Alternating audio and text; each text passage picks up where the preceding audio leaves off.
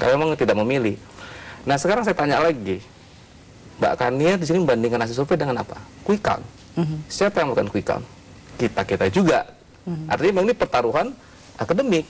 Dan kita memang melakukan ini secara... Jadi kalau kemudian sekarang ada kecurigaan seperti itu, Anda mengatakan bahwa itu kecurigaan yang tidak silakan mendasar. saja, silakan. Karena kesalahan tadi di awal saya agak sempat agak berbesar hati. Ada. Ada. Gimana? Saya mau langsung beralih dulu ke Pak Umar nih untuk menanggapi. Bisakah ini disalahkan dengan faktor karena ini memang anomali saja, bahwa memang ternyata dalam dua bulan atau memang dalam waktu yang relatif cukup singkat ini bisa membalikan keadaan walaupun surveinya memotret hasil yang berbeda sangat jauh sekali dengan hasil quick count? Iya bisa saja kan dia ya. Jadi anomali perilaku pemilih ya bisa saja itu terjadi dan itu banyak juga terjadi di tempat-tempat lain termasuk di luar negeri di Amerika Serikat ya. Di mana hasil survei dengan hasil akhir pemilu baik pemilu nasional maupun pemilu daerah wali kota gubernur berbeda.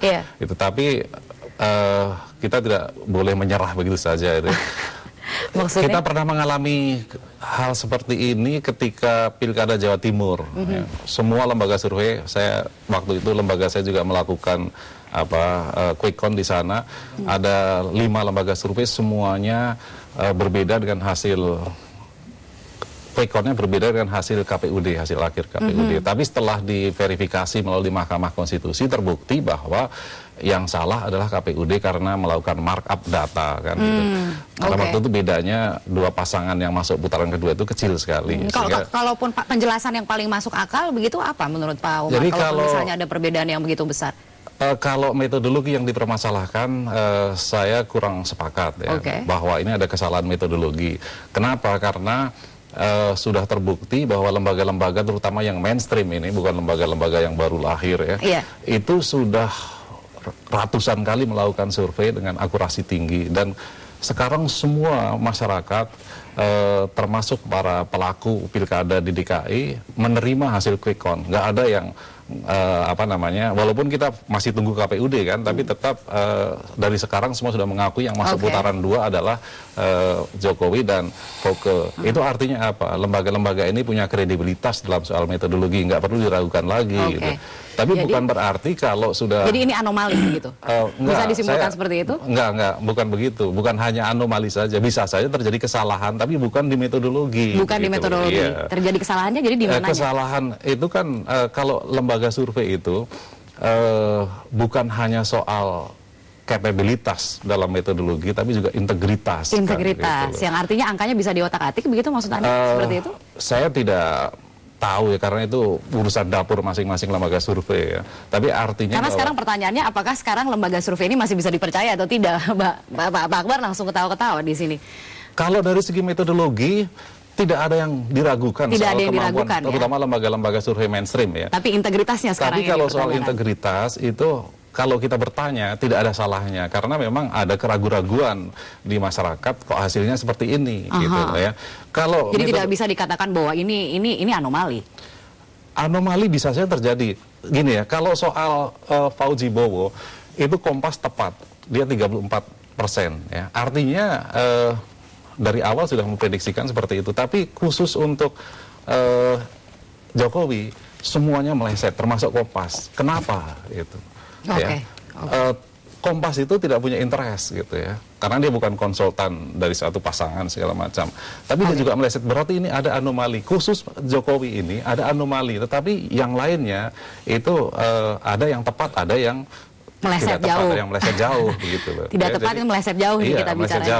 Ada yang meleset jauh karena 49 34 kan melesetnya jauh sekali begitu. Oke, kita beri kesempatan kepada yang lain juga, tapi kita harus break terlebih dahulu. Akan kita lanjutkan perbincangan ini saat lagi. Pemirsa tetaplah bersama kami.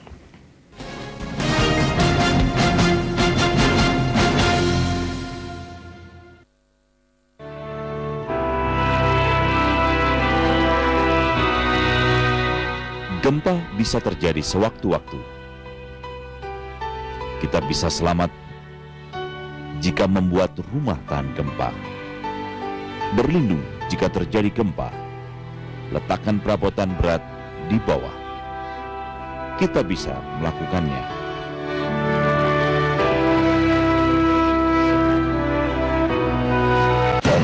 Bongkar Top Coffee. Masterpiece Coffee. Beli 2 gratis 1. Pilih Top Coffee. Kopinya orang Indonesia. Top Coffee Dari Wings Food. Bongkar Top Coffee. Kopi susunya enak banget. Beli 2 gratis 1. Saya pakai gigi tiruan, suka goyang sedikit kalau makan. Saya kira normal, tapi kalau ditawarkan makanan, saya suka bilang, nanti saya ambil sendiri. Saya takut gigi tiruan saya goyang. Gigi tiruan yang pas sekalipun dapat goyang sedikit ketika Anda mengunyah. Saya rekomendasikan Polident. Hanya dengan 3 strip kecil, Polident terbukti secara klinis membantu membuat gigi tiruan merekat kuat.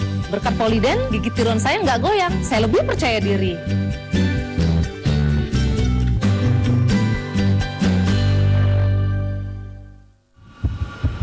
Saat panas atau saat gerah, badan jadi tidak segar, metabolisme macet. Minum Coolen dengan butiran penyejuk, sari bengkoang, krisantimum. Metabolisme lancar, pulihkan kesegaran. Coolen, badan sejuk, aktivitas lancar. Setiap saya mau pergi, ibu saya selalu memperingatkan, kamu pulang jangan malam-malam. Makanya saya pulang pagi-pagi. Sudah makan belum? Belum, Bu. Sudah, makan di sana. Sayang. Kenapa kamu tengklek? 10 dikali 10 sama dengan berapa anak-anak? Cepet deh. Dek, gimana ulangannya? Stand up comedy. Open mic. Malam ini jam 10:30.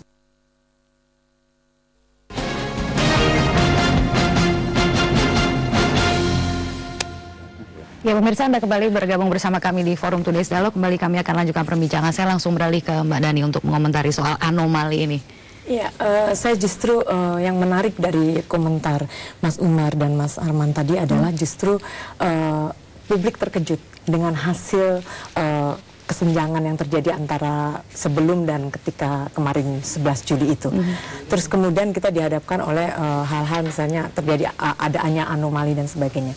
Kalau saya melihat justru selama ini survei atau metodologi penelitian yang sering kita bicarakan di publik, itu sering publik itu tidak diajak untuk ikut bagaimana sih pembacaan terhadap hasil survei, quick count dan sebagainya, sehingga publik tidak tahu apa persentase ini bagaimana sih membacanya, bagaimana sih hasil-hasil itu dibaca, karena gini, publik hanya disajikan dengan angka-angka gitu statistik, ya. padahal yang paling penting adalah di balik statistik itu bicara apa gitu, karena kita tahu bahwa metodologi penelitian itu tidaklah sesederhana yang kita bayangkan, tidak bisa misalnya apakah jenis penelitian kita ini sifatnya kita bicara soal jajak pendapat, itu kan sangat kualitatif. Kita merekam suara katakanlah publik atau rakyat, jajak pendapat.